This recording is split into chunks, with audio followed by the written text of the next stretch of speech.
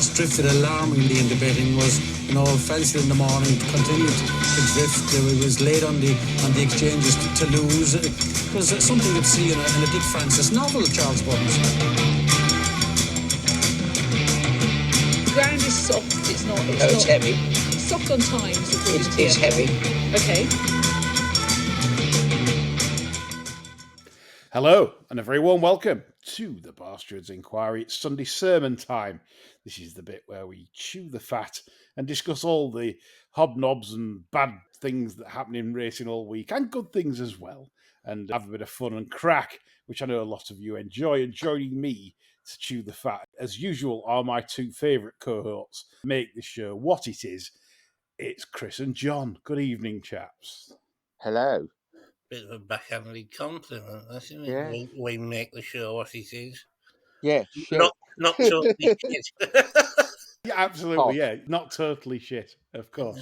But shit enough, yeah.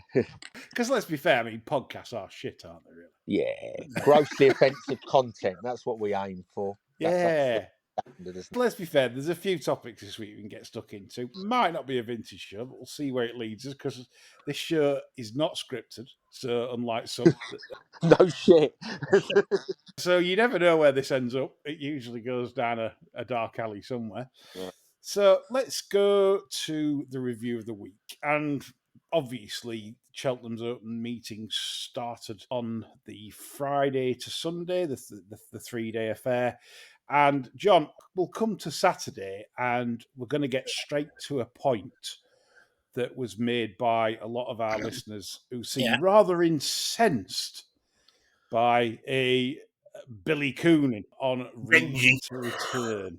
Benji Coonan. Oh, Basil. Just to clarify, if you've not heard, Mr. Coonan has been done for 20 days under the non-triers rule as a conditional.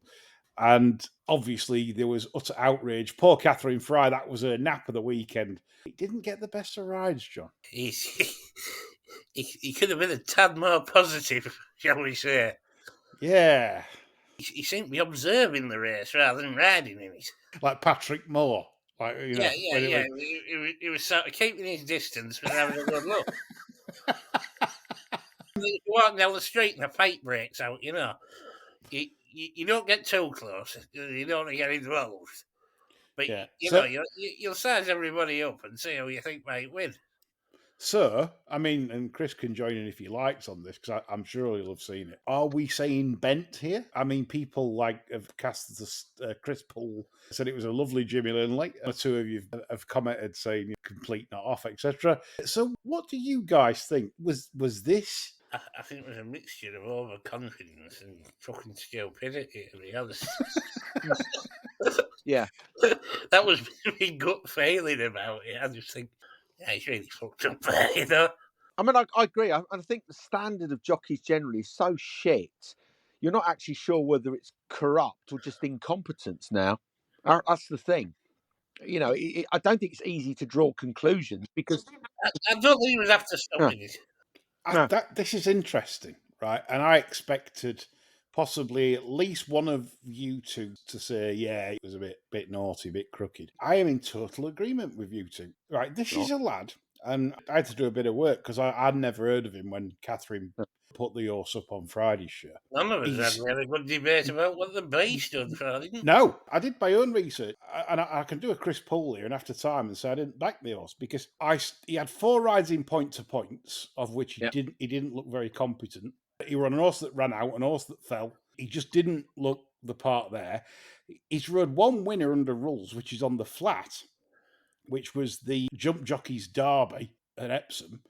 And the horse won 11 lengths anyway. If you watch him, right, he looks absolutely weak as piss. So I thought to myself, whoa, this lad seems a bit inexperienced to be on a gamble horse. Maybe Tony Martin foresaw that, the shrewd operator that he is, and thought, right, what I'll do is we're not going to back it today because the kid's not up to the task, if you know what I mean, Yeah. right?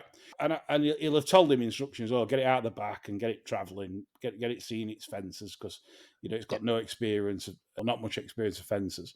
Actually, it has got experience of fences. I've got the form book up now. Yeah, the past form. Yeah, it's obviously point to point. It jumped badly right-handed. It might have took the piss out of the kid as well. It might have just thought, well, I've got a right, Charlie. Sadly, let's cart him round at back and do fuck all. We're not talking this kid into getting a good job anytime soon, are we? I think he's going to right now. Look, who's to say in another year? We've all seen kids that come on scene and look terrible, and then do actually improve and get better. Usually for not listening to Perham and Dave Cross. It's when they leave Northern Racing School, and it's like, now you can really learn. You just jump instead of listening to them idiots. Yeah, who was that little fucker at Mel's that looked like a head on legs? Yeah. Head on legs? Yeah, he went up north. He didn't have a body. There was just a head and then legs. Can't think of his name now. Well, I just think the other thing is, I just think Tony Martin done his, turned his life around. I think since he shot that kid that burgled his house. Remember that? Yeah. Yeah, Tony Martin, the fella that shot the fella in the back. He's done ever so well to get back training. I mean, that was hilarious. Back in, was it like in Cambridge, at Norfolk? It was dilapidated farmhouse, and he's been burgled, and ended up shooting the fella in the back, didn't they? He did time for that, didn't he? He did a little bit of bird, and then come out and started training horses. So good luck to him, I think. But Tony Martin definitely looks back in terms of a trainer anyway. The old wily shithouse, really, a gambling trainer. As for the jockey, I think our unanimous conclusion is that it wasn't a case of the horse not off. It was just a terribly misjudged ride. Yeah. That's probably down. I think Tony Martin's having a good chuckle. He's thinking, I'm not taking 4-1, 9-2. Fuck that. Stick this kid on. Crediting Tony Martin with too much chutzpah there, I think. I think he's broke this kid and thought, 7-0, get in there. And I think they've done it, and not telling anybody. Yeah, we've made a mistake. The BHA, in typical fashion, what do? They review the ride and obviously ban the jockey. The irony of this, you two, is that if that had been a higher profile condition with a good track record, right, there's half a case to say he'd end up going away with it, because he'd know how to talk to the stewards, and he'd say, well, for a start, I had to look after the horse because it jumped right-handed throughout. Made a noise halfway around. He didn't handle the track. The reason I was nursing it down the hill was because it felt not to be moving correctly. And obviously, you lads are all for safety in racing, of course. And then it's a case of the stewards have noted the explanation. Yeah. Because the experience conditional, that's exactly what he goes in and says. You'd have just absolutely said everything. He was jumping right-handed, didn't like the track at all. Yeah. Down the hill for the final time, it wasn't moving great, so I decided not to press the button at that point. And I pressed the button on the home turn, hoping the leaders would stop, and unfortunately they didn't. Yeah, that's it. What do you say to that? The answer, isn't it? Yeah, you got half a chance of getting off with that, haven't you? Yeah, but the trainer apparently threw the lad under the bus. So there you go. Like you do. We hope we've covered that one off, because I know it's a big talking point, and obviously, if you've backed it, I know you're probably feeling sick, especially if you've done it in the places as well, because you've just failed to nail fourth, which obviously a few books would have been, well, it was 16 runners, so it would have been 4 places. So yeah, I get it. I totally get the frustrations, but sadly, if you research B.M. Coonan, I don't think you'd have had a favourable impression had you watched his previous ride. There we go. I think you just assume if they're Irish and there's 7 off, they're going to be... Yeah, they're brilliant. Yeah. And to be fair to the Irish, I mean, they produce some fantastic jockey, because they're mad as hatters. They literally, and that's what you need. I mean, come on, if you're riding horses at 33 to 34 miles an hour into a fence, you've got to be a bit deranged, haven't you, anyway? But it doesn't enter into the thinking, does it? The Irish have produced some superb hands over the years. So when you see a good £7 Irish conditional or apprentice on the flat, you're just all over them, because they've ridden ponies since they were about 3. Exactly. It is that. Right, so coming on to the review of Saturday again, normal now, after we've covered the controversial one. Stephen Thomas has been on and said about Cobden. Is he the best in the business right now? Well, maybe this side of the pond, certainly not the other side of the pond, but certainly this side of the pond, Stephen, I would agree. He said the rides on Burdett Road and Stage Start were just fantastic. Cool as a cucumber on Burdett Road and obviously on Stage Start. Sitting at the last, could have easily, some lesser jockeys probably would have fell off John on Stage Start. I was kind of hoping he would because I'm not long till May. Yeah, drop your fucker, you'll be shouting. Terrible. Shouldn't say that. It's bad. Terrible, this, isn't it? Drop your fucker. The semantics. Yeah, you know. But he did well to sit. He said through clenched teeth. Yeah, well done, Harry. Yeah, fucking bastard. Some bitterness. Right, so let's talk about Stage Star, John. I got a good friend of the show, Jeff Banks. Jeff is like Marmite in the racing world. Take him or leave him. I take him when he's buying champagne. If he doesn't, fuck off, Jeff. But Stage Star won that off 155, John, and he's certain to go up, you'd say, around £8 for that, which would bring him to around the 163 range. Jeffrey said that this horse should be going for the Gold Cup. Personally, I don't think it'd stay the 3 mile 2 furlongs with a fifth leg. Does that stay in the Gold Cup? No, Ryanair all day long. Ryanair's the most boring race on the planet, though, isn't it? Well, it fits Stage Star because it bored me yesterday by standing up. So that's Pumpkinhead's best chance of a winner at the Fez at this stage. Banks is talking utter carp, isn't he, really? Well, did he say Gold Cup or did he just say Cheltenham? No. He said it should be going for Gold Cup. Never mind Ryanair. Ryanair's a boring race. You know, should be going for Gold Cup. Well, we like boring races. Jeff don't want to lay 5-2 for Ryanair. He wants to lay 10s for Gold Cup because he knows it won't stay. Trouser letters are coming downhill, wouldn't he? Apparently, he gave a good old wink to Catherine Fry on Saturday at Cheltenham. He said, "I see you back on the bar, stewards." Then, and that comes on to Lord Worcestershire's comment about our Catherine coming back on side after her slated in the press room last year. Lord Worcestershire. I like that Twitter handle, whoever that is. Who saves the kids and the old age perverts from drowning when the bar steward's calendar girl is winding up the establishment journo cunts in the press room at Cheltenham? Yeah, very true. Wow. Not a lot to say about that, is there? The thing is, that's why I love Catherine in a way, because she's gone back there, back to the scene of the crime. And they're all... The thing is, I mean, she got snared at last time. I don't think Cheltenham Racecourse, Cheltenham TV, liked the fact it was involved with such an uncouth podcast. Grossly offensive content being... Thanks, BHA, for that. Yeah, we like that. Awful fuckers at BHA to us. Apple Clean, I'll add. Apple Clean as well, yes, BHA. And also, I mean, the ideas we come up on this podcast are just legendary, good stuff. They've fallen on of them. No, it's funny that, isn't it? Like, turn all tracks into all-weather flat venues. I mean, what's not to like? What's wrong with massive blind for sun? What a load of shit. Yeah, fucking bin bags, fucking stretched across 2 poles. Yeah, I mean... It still worked, though. Giant bin bags.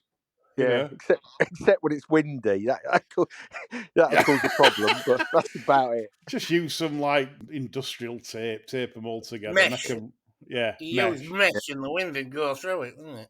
There you go, see? Look at that. John did science at school.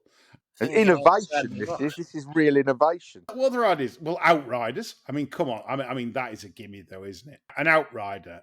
I mean, surely, to God, a job for the local industry, safer for all jockeys. Centralised steward, didn't we advise on that as well? Yeah, centralised and less delays. I mean, that's the thing with outriders. The one thing that frustrates punters, you come in for 3:07 these days at Cheltenham. Your car's parked on double yellows outside. You've got it bookies. Your hazards are on, and this fucker just chucks Jockey off and runs around track 6 times, and he's off at 3:25. Yeah, you do your bollocks, come out, you've got a ticket. Yeah, done your money. And it's pissed with rain. Yeah, great. So BHA, think about that. Think about the punter for once. No, they won't do that. Back to the preview. Burdett Road, John. James Owen obviously trains in Newmarket. He was the fellow that prepared George Bowie's 2-year-olds, I believe, at one point, and stuff like that. So, you know, him that had a spell as a private trainer to Gredley. Could have been. It wasn't James, I think it was initial N. I don't think so. It was only very brief. For I think the trainer that we had that Gredley owned. Well, obviously, that Gredley's obviously a big fan, isn't he? I mean, this is a trainer now that's hitting a 20% click rate over jumps. So that's, with what ammo he's got, that's up there with the likes of Nichols and Endo in terms of being a decent enough trainer. So I thought, despite how bad it jumped, I thought that was a fantastic Triumph Hurdle trial. Yeah, there wasn't a lot wrong, really. I mean, they can get away. They only jumped about 3 in Triumph Hurdle, don't they? You jumped the last about top of the hill, isn't it? Or something. Yeah. I just feel that Burnett Road, on the new course, instead of running on the old course, which is sharper in nature, the new course, obviously, you've longer to, so you can be ridden, I think, more patiently on the new course over the 2-mile trip for the Triumph. I just think that was a great trial, and because of his class on the flat, I think this horse probably, I think he goes unbeaten going into the Triumph. I think they'll probably maybe run him at Christmas at Kempton, maybe go for the Chatteris Fen, Huntingdon, and then Shelts. And I think he's got a major chance. I really do. One of the ones in place is a trainer, Jack Jones. I think he's quite good. You keep an eye on him. He seems to have a pretty decent strike rate when the money's down. I don't know anything about him, but you watch a few of his runners. They're well placed, and they seem to, they're there or thereabouts when they want them. But I think he's a market trainer as well. I don't know what his background is, but he seems to have emerged from somewhere. And I've kept an eye on the last few months. When they have dough on, they win. Another 16% trainer. Broadway Boy John that won the From the Horse's Mouth podcast Novice's Chase. The Horse's Mouth podcast didn't tip it, unlike tipped up by the Bastures on Friday. And the thing was for me here, and the producer said it as well, because the producer watched this race with me, and we thought it was an over-aggressive ride. Yeah, you could say that. I think Sam Thomas's jockey, Sam Twiston Davis, I think he thought they were being over-aggressive. Because he kept right out of it, didn't he, early on? If you look on running, I think he's drawing, he's like 12 clear. And he's had a couple of smacks. And I just think, really? There's absolutely no chance that we're ever going to get caught. Or you could have took revs off easily. And I just felt it was a bit over-aggressive, but the gut feeling after the race, I would say that looked a National Chase trial more than anything. Yeah, possibly. Is there anything over 6 mile that we've all been caught going? That is slow, isn't it? That is that. As soon as taps go on, that's it. You were saying about jockeys being mental, riding horses going into fences at 32 mile an hour. Jesus Christ, what speed's that bastard doing? Yeah, absolutely. Them motorised wheelchairs go faster, don't they? They do on pension day, that's for sure. Yeah. Yes. Fully charged down the hill. There we go. They got to look out of them then. Get first in queue, of course. A good question coming up on thoughts on In the Pocket ride by Rachel for JP and Henry in the Beginner's Chase.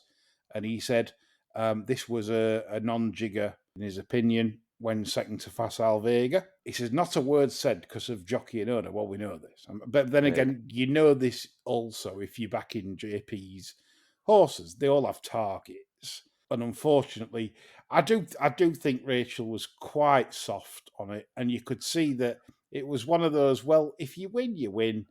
If you don't, don't go busting a gut. That's the kind of ride it got for me.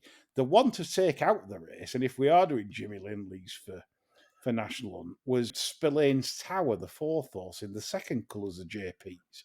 Jesus Christ, was that a spin-up? I mean, it's a smart horse. He's not going to get like a small rating or anything, but they'll not want a small rating because I think this will win a big handicap. Spillane's Tower. They're definitely targeting something for that. Really caught the eye in fourth. So that for me was the bigger JP Catcher. I thought that was the one to take out the race. I do concur with you, Pete Turf, regarding In the Pocket. I think obviously they'll have got another target in mind for that, and that's the way they do things, as we know.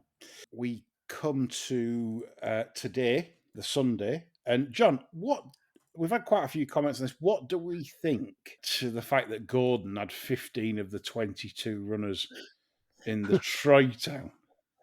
Well, given that he won it, I suppose he's done the right thing, hasn't he? Can't crab him so much. It padded the field out a bit, didn't it? Only a bit. It's not ideal, is it? But I don't know what you can do about it, really. It's like, I think it's like in Ireland at the moment, Gigginstown transferring all the horses from Henry to Fat Gordon makes it that way, because let's say that'll happen more often, because obviously Gordon's overloaded with other runners. It has become on the jumps the Gordon and Willie show, hasn't it? Well, it is, isn't it? I mean, that's all there is to it. You've got Dracula nipping in with the odd winner, but in the main, it's which one of Willie's or Gordon's you fancy, isn't it? Is it the same over here in terms of Endo and Pumpkin? Not as much, I don't think. No, I don't think they're not all over it all week as well, are they? You know, them two over there, I mean, you literally can't look past them, can you?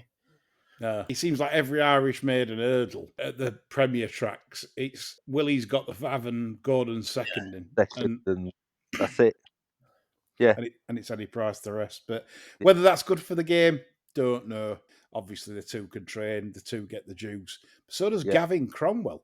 I mean, if you watch he doesn't miss very often, does he? Well, did you see that Melina girl today? Did you see it on running? It ran up the running like Eiffel Princess. And get Chris Paul ready, because I'm practice.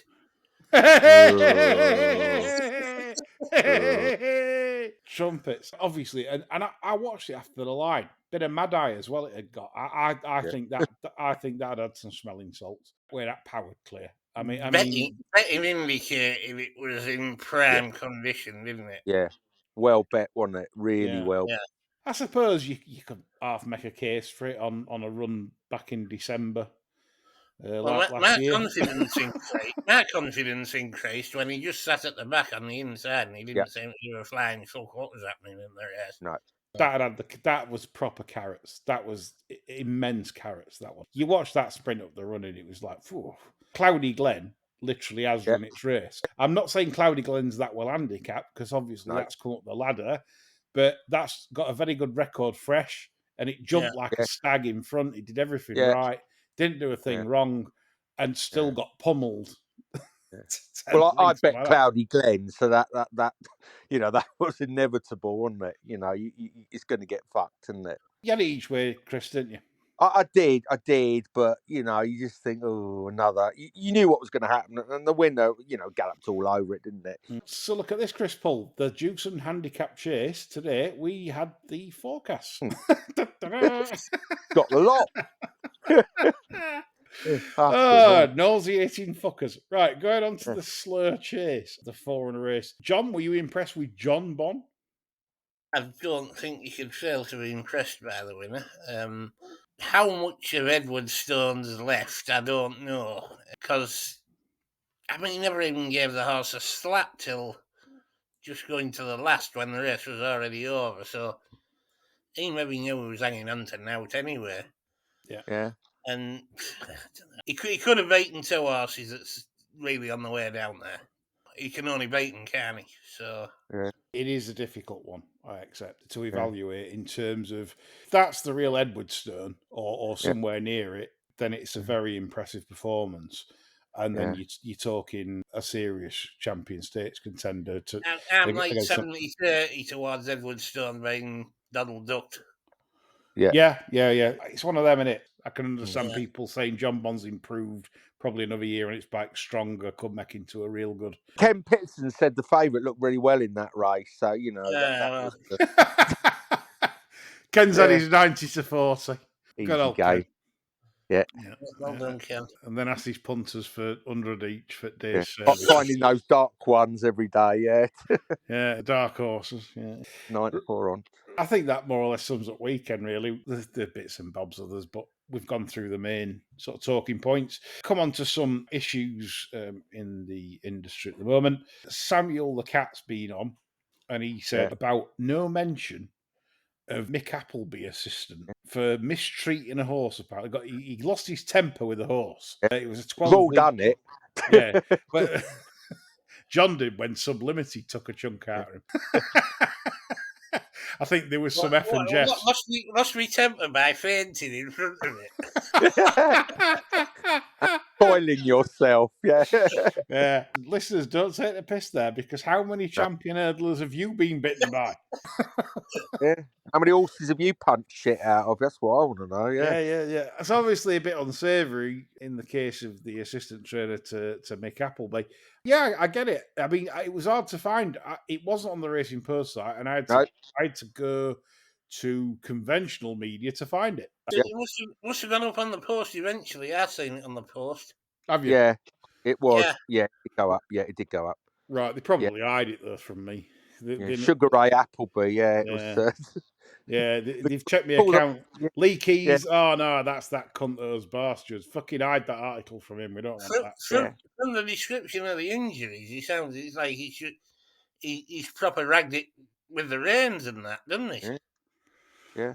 Well, they've moved their operation to the Cronk Gym, I've heard now. Like, The thing is, we do live in a different age now. But John, Chris, we all know that horses used to get beat up by trainers, because I've seen worse than that. I promise you, I have personally seen worse than that. And if people are thinking, "Oh, that's terrible behaviour," I can tell you now, for behavioural purposes, some of them actually need a good hiding. That's what I know. I know the semantics don't.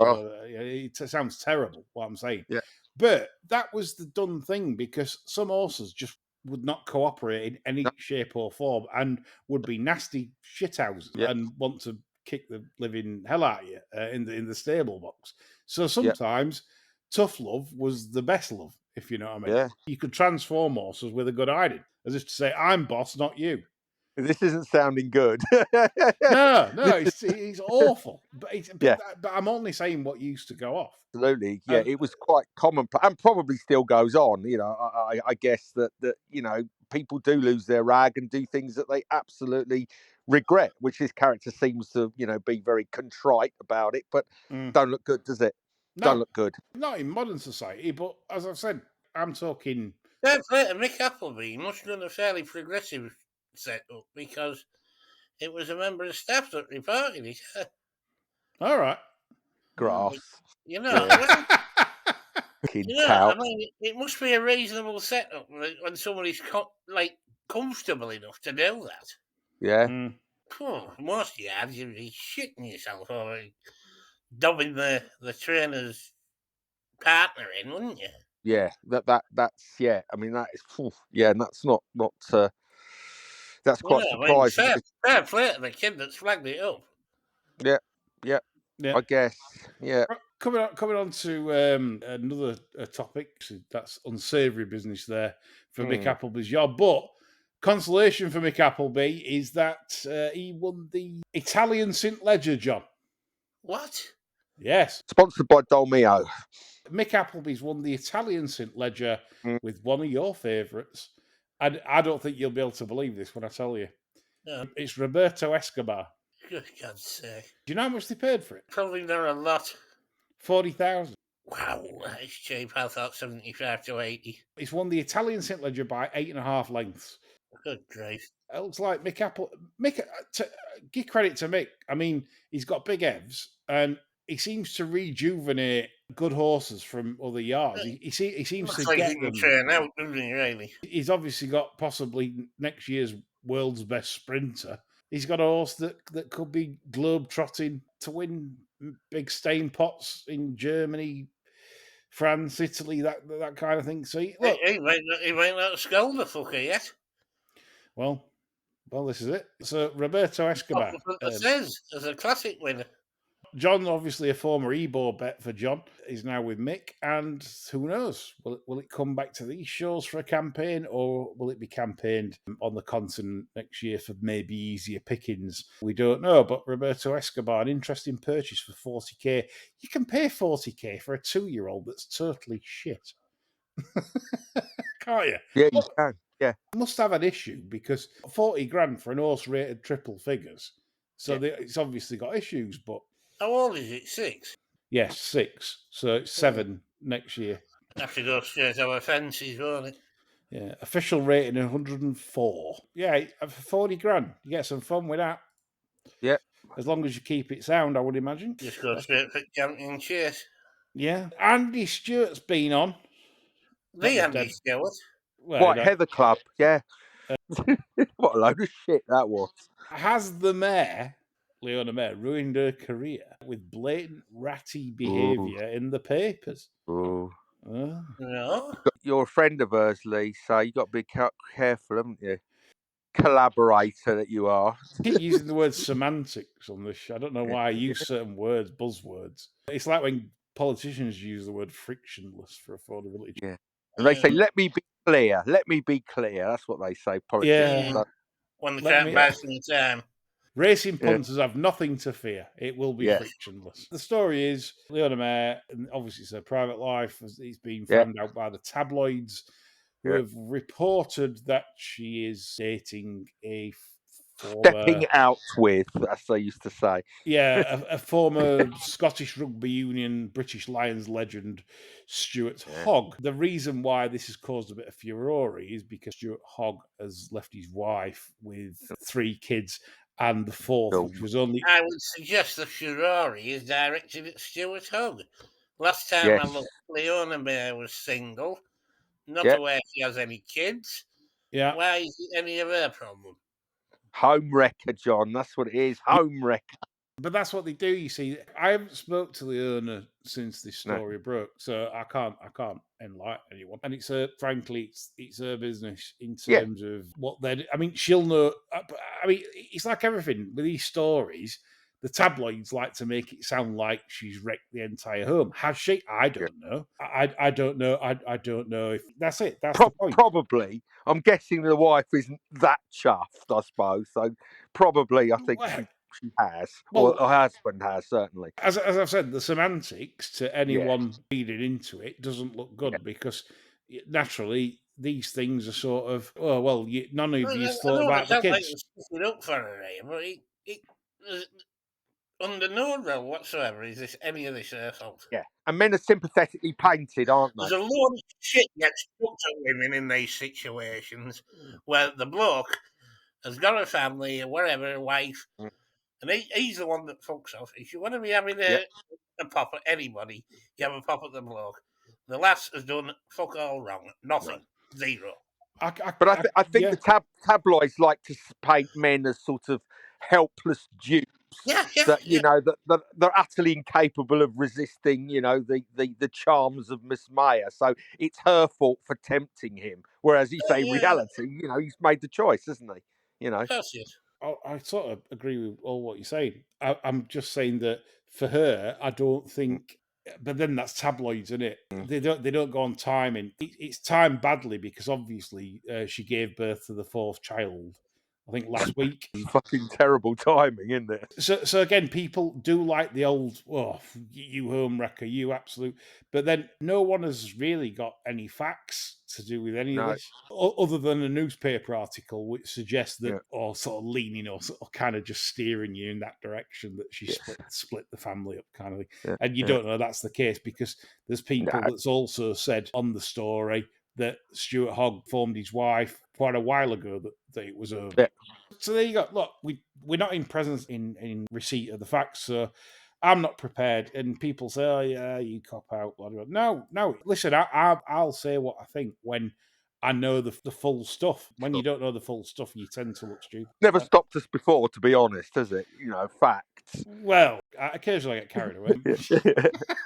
Yeah, there we go. That's how it is. Anyway. That's the mayor thing. And I hope, a bit like the Megan Nichols stock thing. I don't believe they're an item now. Somebody asked the question. I don't believe so. I don't know that for a fact, but I don't believe they are. She is now. And who gives a shit, really, eh? You know, who actually cares? No one does. It's their lives, blah, blah, blah. Yeah. Let them get on with it. The government responded to the old affordability checks petition, which reached around, I think, 88,000 signatures. So it doesn't get for a parliamentary question, but it gets a response from the government. I absolutely howled with laughing in the first paragraph when the word frictionless was mentioned. It shows you how out of depth politicians actually are.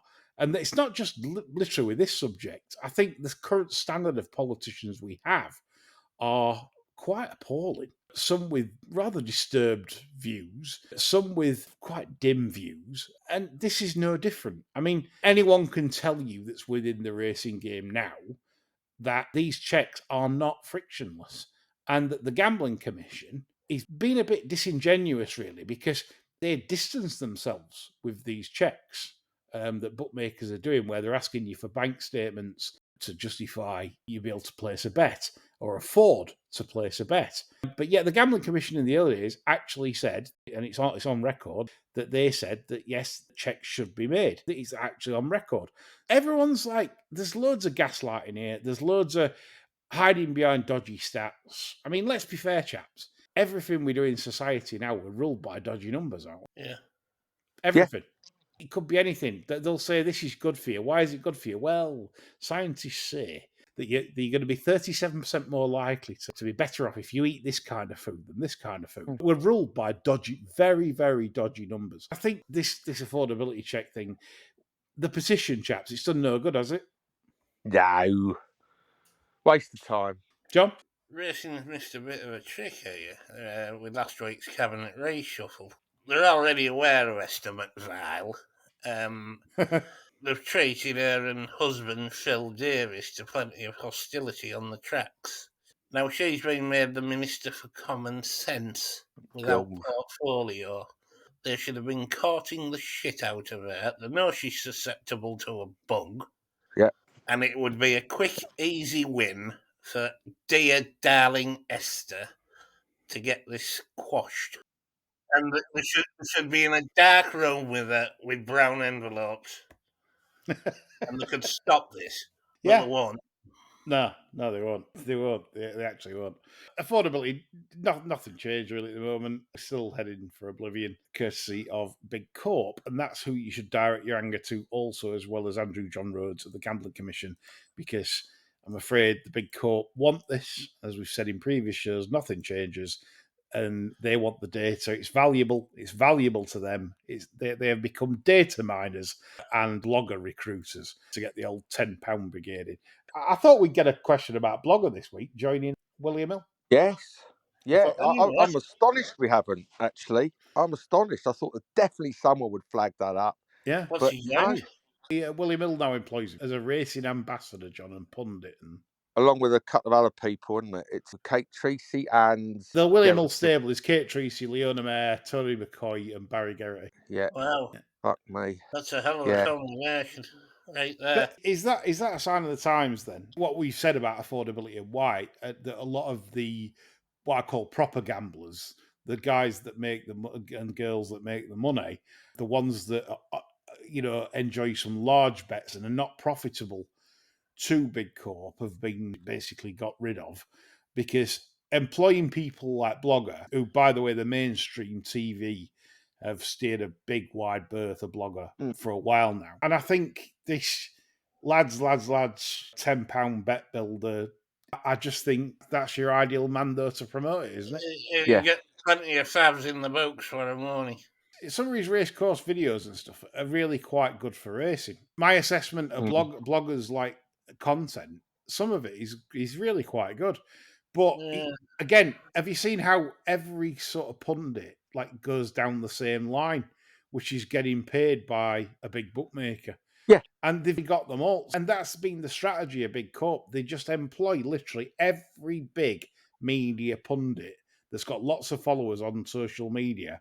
They employ them all, and then they know they can't say anything against their bad practices. You can't be a journalist because you can't write against. Exactly right. They're captives. So any criticism that they do voice is going to be very, very much toned down, isn't it? They're never going to say what they criticise anybody anywhere in racing. It's true. I mean, I just think the whole thing's awful. I just think you look at the panel they've assembled, and I obviously haven't had the benefit of listening to it. I don't know when it launches, but it's going to be shit, don't you? I mean, he's blocked me. I mean, I can't watch anything he puts out. But I mean, I'd rather watch the mum get an ass ripped by a rhino. Bastards are blocked. I'm not sure if Bastards are blocked for doing the theme tune on Caribus. It's powering clear, Caribus. It's powering clear. Where's the post? Where's the post? Oh no! I just think his delivery's awful. I just don't like that style of enthusiastic kind of presenting in quotes. I just don't like it. You're just miserable, though. I am. I'm one of these people that when people say, "Oh, he's passionate," what the fuck does that mean? Passionate? I'm passionate about fucking eating 12 fucking Mr. Kipling apple pies, but you wouldn't pay me to do it. Passion is not a substitute for skill and knowledge, but it is these days, isn't it? You hear football fans say, "Oh, they should have shown more passion." Well, no, more skill would have been better than passion. And I think people get carried away that someone's enthusiastic for something, and I think it means nothing. But I'm not enthusiastic for anything. In a good porno. Yeah, fucking right.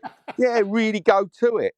But, passion, so what? So what? Someone's passionate about something. Well, yeah, and so what? New TikTok for Chris opens a TikTok account, demolishes 12 Mr. Kipling apple pies with his dog sat there watching, getting none. Because everyone loves a dog. Everyone loves a dog. That's a fact. Wait, cracking TikTok, that. Councillor Woodman won an election by a large margin by taking his dog round. Totally shrewd man. But what he didn't tell you, the alternatives, Liz Truss had offered to go around with him. Yeah. Mind you, his constituents thought they were voting for the dog, to be honest. Yeah. They said, "Who's this fella with you?" Yeah, don't worry about him. He's not on the ticket. Well, he's a lovely thing. A lovely puppy dog. Who don't love a puppy dog? Puppy dog. We love it. Puppies. Yeah, we'll move on to two more fun topics to finish the show, which, of course, we like to finish on fun rather than shit. Death row meal. Fun, yeah. Stephen Thomas has said, right, this is kind of weird. Chips, hake, and mushy peas. Nothing beats it. What, fish and chips? Fucking hell. Well, hake. He doesn't say whether he want it battered, whether he want just hake on a plate. I don't know. A lot of chip shops sell cod, but it's in fact hake, isn't it? That a lot of the crafty ones, they say it's cod, but it's not. It's hake. So maybe that's what he means. Yeah. What do you prefer? If you went to a fish and chip shop, would you prefer it batter on, batter off? On. Batter on. Batter on, yeah. Where can you buy fish and chips that isn't battered? Everywhere. It's a northern thing. You can. You can request. Yeah, you can request it. No batter. Yeah. Really? Yeah. Really? You go in a chip and you just say no batter. Shit, I never knew that. Yeah. I thought it was like mandatory. No. Wow. No. That's a life hack right there, isn't it? We're not daft up here. There's a revelation there. Right, John. Wow. Pick your final death row meal. Are you going to pick roadkill or of some sort? No. I'd like a mashup of TikTok videos where, first of all, you got some balloon head taking the meat off a tomahawk steak and slicing it and doing the salt thing down the elbow. Yeah. Yeah. Suddenly cuts to a massive lobster tail the size of a small cat getting dumped into a 2-pound bucket of melted Lurpak. and then somebody swirling some ice cream round and topping it off with all sorts of shit and candy floss and stuff. That's what I'm into at the minute. These TikTok food videos are fantastic. You can mash one up and you'd feel like you'd had a 12-courser just from watching it. Yeah. So when Chris has got his 80,000 subscribers from his 12 Mr. Kipling apple pies, sat there talking to his dog, this could be a tremendous money spinner. Well, Death row me. I don't think I'd want to eat something. I'd be so fucking worried about dying the next day. I wouldn't want to be eating. Could you eat something when you know this is it now? I think I would feel sick. No, so nothing. It depends on the method of death, really, doesn't it? If it's one of them where you're definitely going to soil your pants, you don't want a curry or out like that. Well, you do. You think, fuck them, let them clear that up. Yeah. I suppose, I don't think I'd want anything for my final meal. No, not at all. Absolutely if not. you're going to hang you, you'd definitely want something light, wouldn't you? In case yeah, marshmallow, Angel Delight or something. Of surviving. Yeah, Angel Delight. Yeah, you starve yourself for a year while you're waiting, so they hope, they couldn't fucking hang you. I think I would go for a Southend KFC. Oh, you're a real ambassador for him. If KFC are listening, this is it. This man is a fucking ambassador for you. Well, if you haven't KFC for ages, I don't think nothing tastes finer. Like honestly, like it's one of them. Yeah, if you have it sort of like regular, it's just shit fried chicken. But it's one of them. You don't have it for like 6 months to a year or something. Wicked variety bucket. KFC, that, because then I'd think, well, yeah, I know that'd be shit to some, but I just love my KFC. John, do you like your KFCs? I had one in Carlisle that still makes me quite emotional when I think about it. Did it follow through on pan? No. Everything was fine. Day after, superb, and the quality was right up there. Really? Really terrific KFC, that one at Carlisle. Right, I do love my KFCs because obviously it's franchised, so the quality of chicken does vary. Varies from site to site, doesn't it? Yeah, it does. Yeah, you have to find your good KFCs and your shit ones. Ours is shit in York. It's shit. Yeah, Clifton Moor one. It's terrible. CSC. That's why I don't have it that much, because it's like it is shit. So there you go. The quality is all what it's about. Right, and to finish, I'm a Celeb obviously starts this evening on ITV. We're not getting paid to pluck shirts. It's just that particularly John always has a preview on it. We've had predictions of the winner. Josie Gibson is one of the predictions we've had from a listener. I'm not familiar with Josie Gibson. She'll stay the course.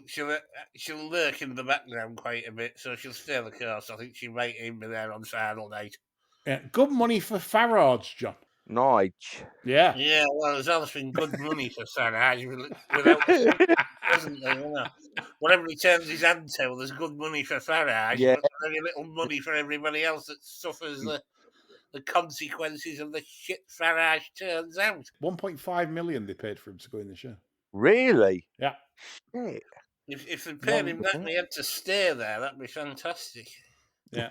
What do we think to the sardine, Luigi? Do we think he does well? Does he turn on that fake charm? Yeah.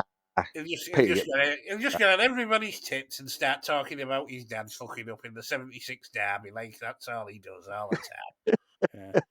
I'll tell you what, if he shows his true colours, I think he'll be gone and disliked. It's one of them, the old TV persona when he did Question of Sport and when he's laughing and joking and jumping off washing machines and flying dismounts off cupboards and all sorts. He's likable to the housewife, but in terms of when you see his real, persona, nasty man persona, when he's not a nice fellow for me. So. John, did you tip Grace Dent each way? Was that one of your picks? Yeah. I really hope she wins it because she fucking hates Farage. They'll clash, won't they? Oh, definitely. She had a good poke at him when he nearly got killed in that plane crash. All right, I didn't know that. It was like, oh yeah. Right. It's interesting though, because ITV, right? If you're paying $1.5 million for somebody, you wouldn't want them going out early, would you? Oh no, they'll want to keep him in. They'll probably want to keep her in because I think there'll be quite a clash. Yeah, quite at it. Yeah, I preferred it with dark hair and a beehive, didn't you? I think blonde hair thing's no good. And John, I'm intrigued by your tip on Tony Bellew because, like, won't he just want to kick fuck out of everybody? Well, I don't think that's a bad thing. If half of them are getting on your nerves, you'll want that to happen, won't you? He proper loses it, doesn't he? Like, as in... This is one of the kind of telly I like to see, you know? Yeah. I'm quite hopeful it might get a bit juicy, you know? Yeah. I'd love to see him stick one on Farage. Only thing Samuel the Cat says about Josie Gibson is the fact that, like, apparently she's all skin and bone, and these skin and bone types usually wilt. They need a bit of food, like. Well, I don't know. It depends if she's naturally skin and bone, or if she might be used to being skin and bone through hard dieting. Is she skin and bone or fat? I didn't have her down as skin and bone, to be honest.